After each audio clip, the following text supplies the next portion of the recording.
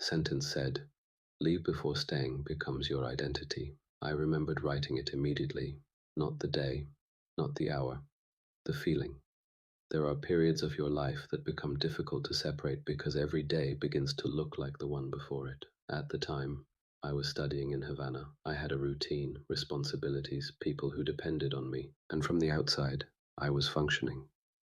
That word matters. Functioning, because people often confuse it with being okay. My father had been sick for a while. Cancer has a way of reorganizing a family without asking permission.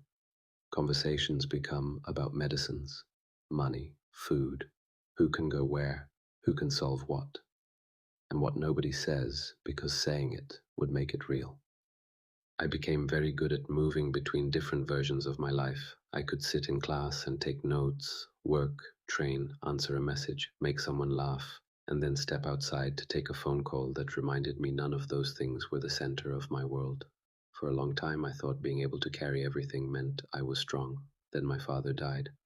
There was no revelation waiting for me afterward, no sudden clarity. Grief is less organized than people make it sound. Some mornings you understand exactly what happened.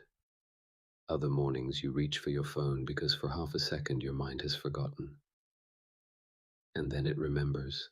I kept functioning. That was the problem. Because once you become good at surviving a life, you can accidentally become loyal to it. You learn which problems can be postponed, which dreams can wait, which parts of yourself can be reduced without anyone noticing. And eventually the temporary becomes normal. That was when I wrote the sentence, "Leave before staying becomes your identity." I wasn't only talking about a place, I was talking about myself, about the man I was becoming by adapting to everything. My father's death did not make me leave Cuba. I need to be clear about that. There was no single reason. There rarely is. It was grief, exhaustion, limits I had learned to navigate so well that navigating them had become my life. It was the feeling that I could spend another year becoming better at surviving the same circumstances and call that progress. So in 2022, I left. I didn't leave because I knew what was waiting for me. I left because I finally understood what staying was doing to me. People sometimes tell the story of leaving as if crossing a border transforms you. It doesn't. You carry yourself with you, your habits, your fear, your pride, your unfinished grief, everything. When I arrived in Miami, nobody knew who I was. Nobody cared what I had survived. Nobody was waiting to hand me the life I had imagined, and strangely, that was one of the most liberating things that had ever happened to me.